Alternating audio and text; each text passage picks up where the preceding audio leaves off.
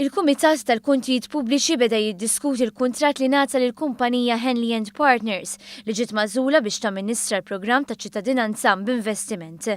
Dan wara li l-erba' filgħaxija l-Ministru Owen Bonnici ppreżenta kopja tal-kuntratt oriġinali kif ukoll ta' dak aġġornat bl-emendi lill-membri tal-istess kumitat. Owen Bonnici fisser kif skont ir-ruling tal-Speaker ċertu klawżoli mill-kuntratt ma ġewx ippubblikati minħabba li kienu meqjusa bħala kummerċjalment sensittivi.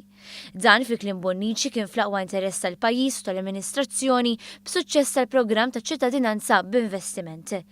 Intant fuq suġġeriment tal-Ministru Bonnici kien hemm qbil qabel jibda l-iskrutinju tal-kuntratt għandha ssir spjegazzjoni min-naħa ta' Identity Malta jew min-naħa tiegħu stess dwar il-klawżoli li ma ġewx ippubblikati u r-raġunijiet għal dan.